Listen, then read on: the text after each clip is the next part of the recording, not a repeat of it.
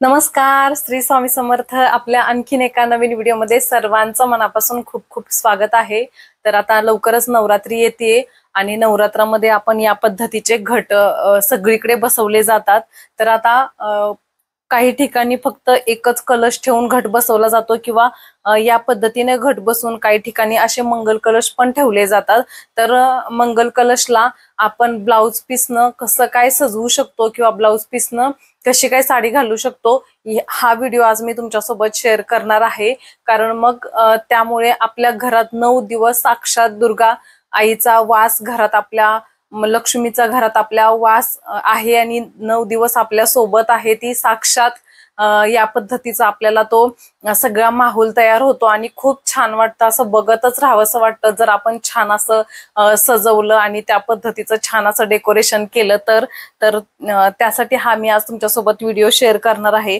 जर कोणाकडे मंगल कलश जरी नसेल, फक्त एकच कलश असेल, तर तुम्ही या कलशाला सुद्धा म्हणूनच मी म्हणते साडीनं नाही ब्लाउज पीस घालून, कारण ब्लाउज पीसचा आकार छोटा असतो किंवा छोटा असतो तर एवढ्यापर्यंत आपला ब्लाउज पीस होतो। आणि जर मंगल कलश पण ठेवला जात असेल तर छान असा मुकुट घालून मंगल कलश पण तुम्ही कसा काय सजवू शकता हा व्हिडिओ मी आज तुमच्यासोबत शेअर करते। तर व्हिडिओ शेवटपर्यंत नक्की बघा आणि आवडला तर तुमच्याही मैत्रिणींना शेअर करा। तर जास्त उशीर न करता व्हिडिओला सुरुवात करूया, चला तर मग। तर आता इथे बघा मी छान असे 2 ब्लाउज पीस घेतलेले आहेत नवीन कोरे। आपल्याला नवीन कोरेच घ्यायचे आहेत।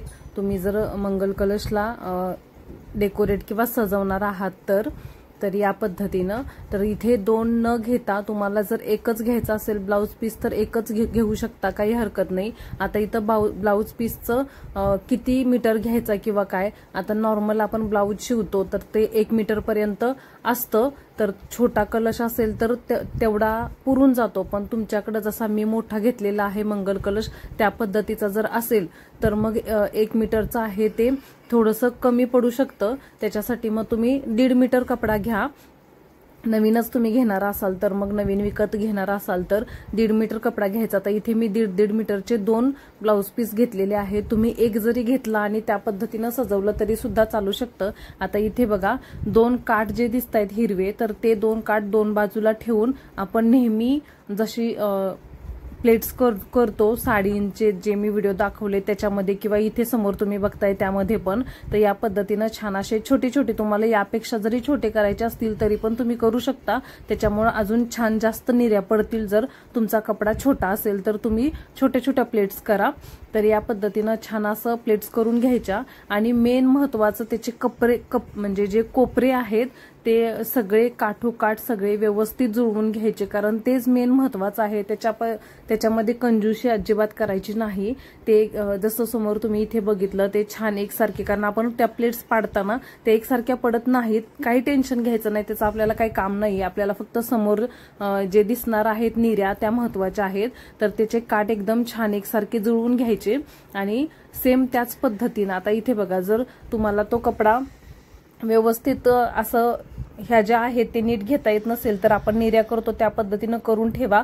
आणि उलटा सवचा किंवा म्हणजे उलटा पुलटा काय म्हणता तुम्ही, खालची बाजू आणि वरची बाजू, तर ती व्यवस्थित बघून घ्या, मेन महत्वाचं। नाही तर मग तुमचा ब्लाउज पीस उलटा व्हायचा, म्हणजे जी दिसायची बाजू आहे ती खालची नको वरती यायला, तर असं नको व्हायला। ते बघून घ्या व्यवस्थित। आणि याच्या पण छान अशा बघा मी निर्या मस्त अशा प्लेट्स करून घेतल्या। आणि ते कोपरे याचे पण बघा, कारण हा इथं जो मुद्दा आहे तो खूप महत्वाचा आहे की तुम्ही हे कोपरे आहेत ते एकसारख्या सगळ्या निर्या आतमधल्या कमी जास्त झाल्या तरी काही हरकत नाही, त्याचा काही एवढा विषय नाहीये। पण हे जे मी दिसतंय ते चिमटीमध्ये जे दिसतंय ते तुम्हाला ते काठोकाठ एकसारखे व्यवस्थित करून घ्यायचं आहे आपल्याला आणि तिथे चिमटे वापरायचे आहेत। आता याला बघा जास्त आपल्याला पिना किंवा जास्त काय दोरी वगैरे असं काय एवढं काही जास्त लागत नाही। त्याच्यामुळे आपल्याला सेफ्टी पिन आहे, 3-4 सेफ्टी पिन लागतात फक्त। तर या पद्धतीनं आणि ते पण मधोमध फोल्ड करून घ्यायचं आणि तुम्ही इथे पिना पण सेफ्टी पिना पण वापरू शकता। या पद्धतीनं छान अशा पिना पण वापरून त्याला तुम्ही छान पॅक करून घ्या मस्त। तर दोन्ही ब्लाउज पीसचं मी करून घेतलं। आता आपण इथे कलशाला बघूया। आता इथे बघा मी जे जोडलेलं आहे त्याला पण एक चिमटा लावलेला आहे, तर किती छान एकसारखं दिसतंय आणि ते नंतर शेवटी त्याचा फायनल लुक इतका सुंदर दिसतो बरं का। त्याच्यामुळे ते व्यवस्थितच बघून करायचं।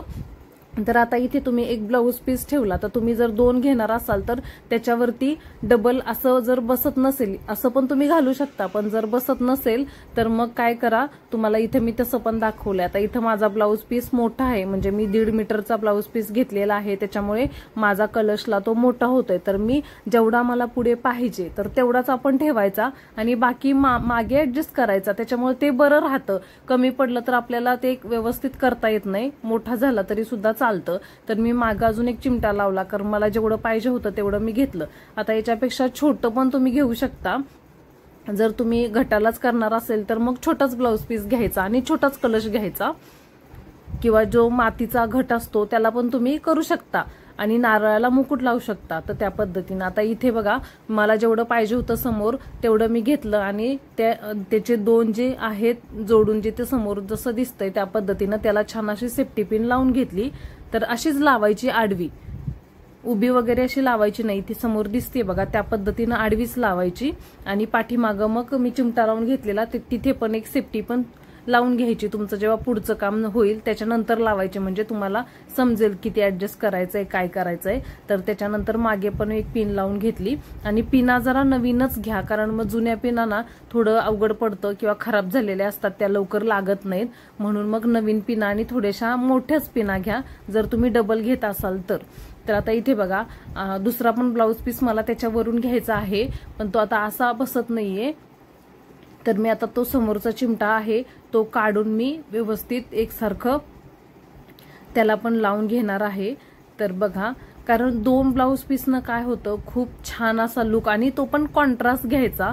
इथे मला जे कलर मिळाले, मी एवढं काय बघत नाही, मला जसं वस्तू मिळते, कारण सारखं सारखं जायला काही पॉसिबल होत नाही, त्यामुळे जे बाजारात जसं जिथे मिळेल मी त्या पद्धतीनं करते. जे आहे तेच किती छान पद्धतीनं आपण दाखवू शकतो, करू शकतो, हे असतं माझं. त्याच्यामुळे मला जे कलर मिळाले ते मी घेतले. मला फक्त काट एकसारखे पाहिजे होते, त्या हिशोबानं मी इथे घेतलेलं आहे. आणि लाल रंग देवीला तर खूपच आवडतो, त्याच्यामुळे लाल तर आपण जास्त वापरतोच.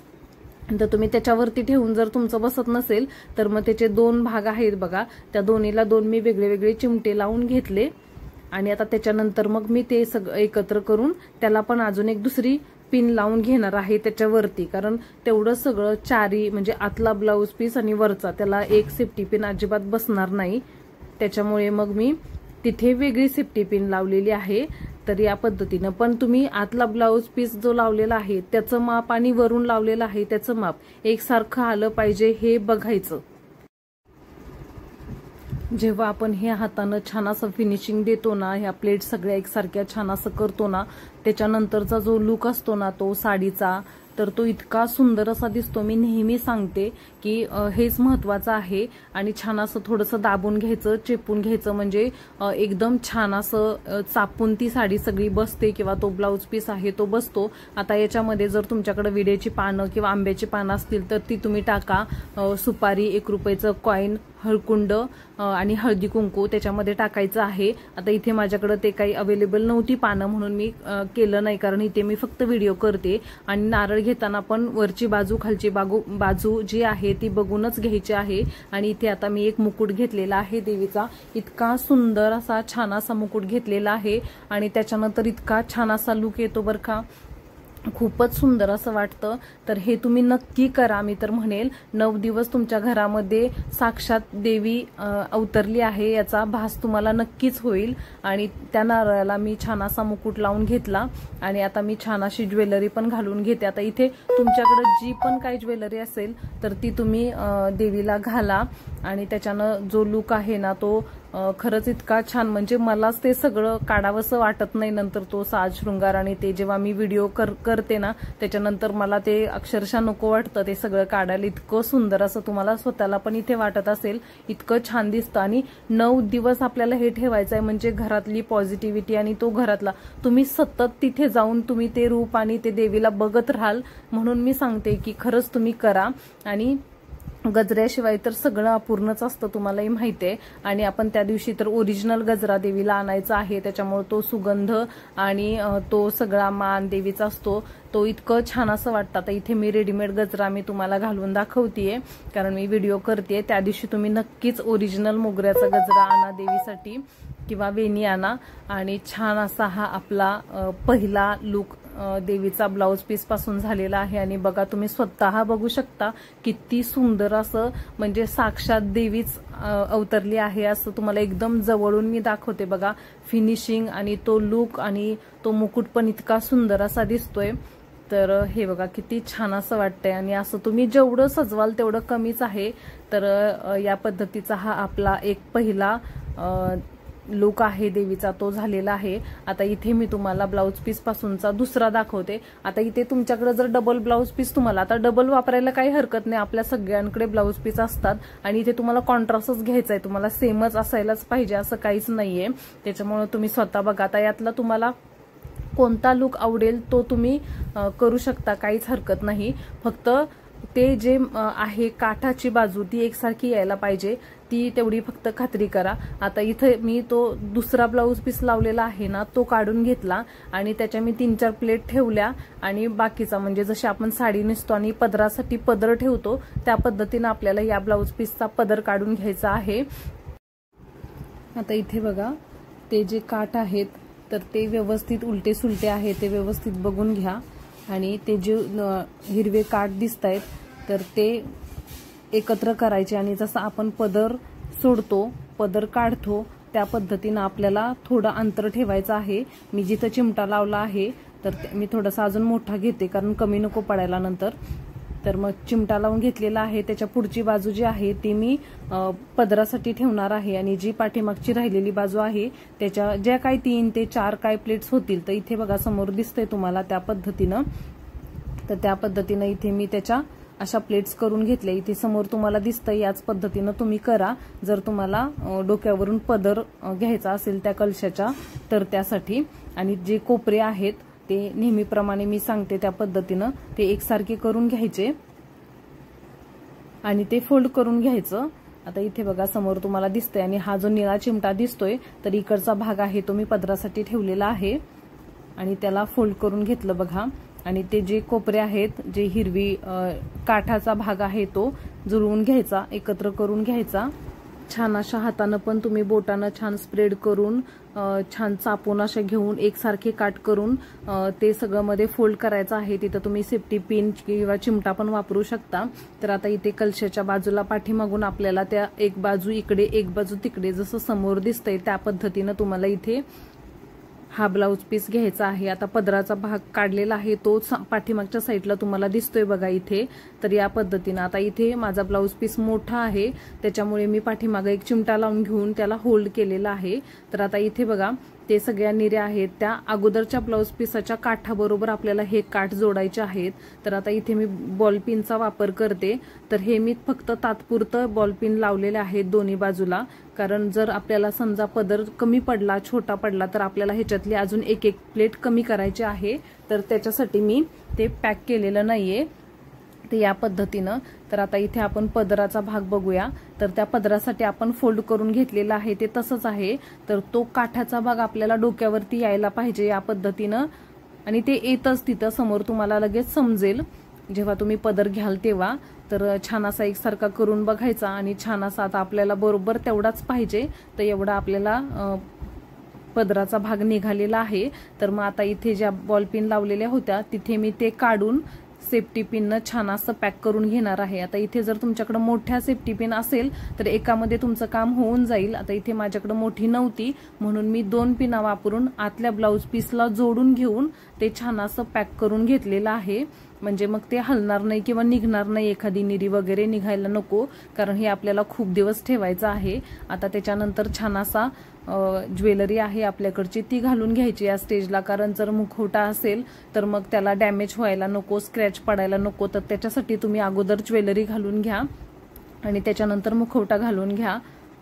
तर नारळाला इथे मी मुखवटा लावून घेते आणि खूप छान असा हा पण लुक बघा वाटतो, जो की आपण ब्लाऊज पीस पासून साडी घालणार आहे तो। आणि ज्या निऱ्या केलेल्या आहेत त्या छान अशा स्प्रेड करून घ्यायच्या आणि छान चापून घ्यायच्या, बोटाने छान एकसारख्या करून घ्यायच्या, म्हणजे तो लुक एकदम छान असा दिसतो बघा, खूपच सुंदर असं वाटतंय।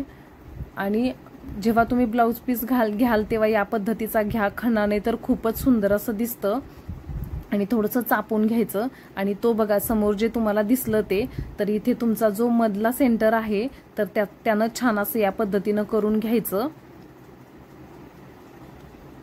खूप सुंदर असं आणि एकदम सोपं आहे, अजिबात अवघड नाहीये आणि दिसायला तर त्याच्यापेक्षाही सुंदर. जेवढं करायला सोपं आहे तर इतकं छान असं वाटतं ते. तर माझ्याकडे जी काही ज्वेलरी आहे ती मी घालून घेते. आता इथे ज्वेलरीचं पण बघा, आपली ज्वेलरीचा साईज मोठी असते आणि आपल्याला आता मागे ऍडजस्ट करायचं आहे, तर इथे तुम्ही दोऱ्याने पॅक करू शकता किंवा चिमट्याने पॅक करू शकता. तुम्हाला जसं जमेल सोपं वाटेल त्या पद्धतीनं, कारण एवढं मोठं आपल्याला खाली घ्यायचं नाही, तर छान दिसेल या पद्धतीनं. तर असं सोडून मी छान असं चिमटा लावून मागे त्याला ऍडजस्ट करून घेतलं आणि छान अशी सगळी ज्वेलरी घालून घेतली. तर आता इथे गजरे घालून घेऊया. आणि गजरा घातल्यानंतरचा जो लुक असतो देवीचा तो सगळ्यांनाच माहितीये किती सुंदर, आणि गजऱ्याशिवाय सगळं अपूर्णच असतं, कितीही तुम्ही छान करा. आता आपण इथे पदर घालून घेऊया. तर छान आता पदर घेतल्यानंतर बघा जसा अंबाबाईचाच लुक झालेला आहे त्या पद्धतीनं छान असा आपला पदर. आता इथे बघा डबल फोल्ड केलेला आहे, त्याच्यामुळे माझा वर खाली झाला. तर हे आपल्या ऍडजस्टमेंट प्रमाणे तिथे कमी जास्त करून घ्यायचं. खेचून घेऊन मी त्याला एकसारखं करून घेतलं आणि छान असा तो पदर इथे मी घेतलेला आहे. तर बघा किती छान असं वाटतंय ते.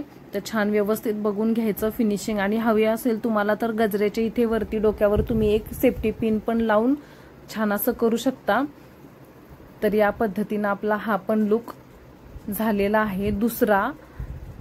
तर किती छान असं वाटतंय बघा. तर तुम्ही नक्की ट्राय करा. जर तुम्हाला हा आवडला असेल तर तुम्ही हा पण ट्राय करू शकता. तर आता सगळ्यात शेवटचा म्हणजे 3 नंबरचा आहे, तो एकदम सिंपल आहे, सोपा आहे आणि खूप सुंदर दिसेल या पद्धतीचा आहे. तर आता हे बघा मी तुम्हाला दाखवते. जर तुम्हाला 2 ब्लाऊज पीसचं करायचं नसेल किंवा तुमच्याकडे एकच अवेलेबल असेल किंवा तुम्हाला एकाच करायचा असेल किंवा वेळ नसेल तर तोही लुक तुम्ही करू शकता. खूप सुंदर असा दिसतो एकाच ब्लाऊज पीसनं. तर काही हरकत नाही. छान असं मी हे सगळं काढून घेते आणि तुम्हाला दाखवते. आता इथे तुम्हाला समजलं पण असेल, जो मी दुसरा ब्लाऊज पीस लावलेला आहे तो फक्त काढून घ्यायचा आणि जो सुरुवातीला आपण प्लेट्स केल्या त्या पद्धतीनंच प्लेट्स करायच्या आणि फक्त कलशाला दोन्ही बाजूनं घ्यायचं पुढे आणि त्याच्यानंतर त्याला छान अशी आडवी एक सेफ्टी पिन लावून घ्यायची आणि जे काय आहे त्याच्यामध्ये कलशामध्ये टाकायचं वगैरे ते टाकायचं. तर आता इथे बघा माझं एक पार्सल आलं होतं. आता मला पण आठवत नव्हतं की काय आहे, माझे पण भरपूर पार्सल असतात. आणि इथे मी देवीसाठी छान असा गळ्यातलं मागवलेलं होतं, छान असा बघा हार मागवलेला होता आणि मिशोवरून. तर इतका सुंदर असा आणि कानातलं आणि हार तो आलेला आहे बघा. आणि इतकं छान असा म्हणजे कोल्हापुरी साज असतो त्या पद्धतीनं खूपच छान. आणि किंमत सांगते मी तुम्हाला, फक्त 140 रुपयाचा हार आहे हा. मिशोवरून मी मागवलाय. तुम्हाला घालून पण दाखवते, आता व्हिडिओ पण करतीच आहे. तर आणि इतका छान असा भरून गळा दिसतोय. तर तुम्हाला जर हवा असेल तर मी लिंक पण तुमच्यासोबत शेअर करते. आता देवीसाठी कलशासाठी तुम्ही नक्की मागवू शकता. खूप सुंदर आहे. तर हा एकच सिंगल ब्लाऊज पीसनं पण तुम्ही छान असं देवीला सजवू शकता, कलशाला सजवू शकता. तर असा हा जर एक असेल तर तुम्ही छोट्या छोट्या प्लेट्स करा. तर या पद्धतीनं बघा किती सुंदर असा एकच कलर सुद्धा छान दिसतोय आणि थोडंसं दाबून चेपून घ्यायचं. तर या पद्धतीनं आपला हा तिसरा लुक झालेला आहे. एकदम सोपा, सिंपल आणि तितकाच सुंदर असा.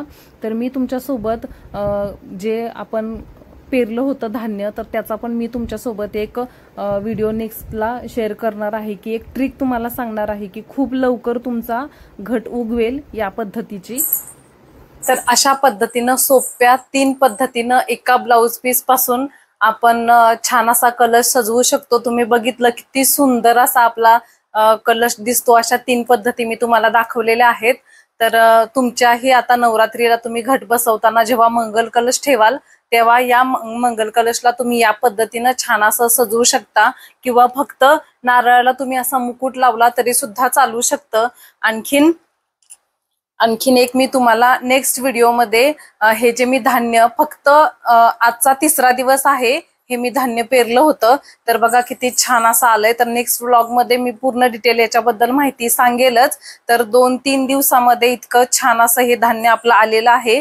तर मी नेक्स्ट व्लॉग मध्ये तुम्हाला याची माहिती देईलच. तर तुम्हाला हा व्लॉग कसा वाटला मला कमेंट करून नक्कीच सांगा, आणि तुम्हाला आवडला असेल तर तुमच्या मैत्रिणींनाही सांगा, म्हणजे तेही त्यांच्या कलशला या पद्धतीनं छान असं सजवतील, आणि मला नक्की कमेंट करा.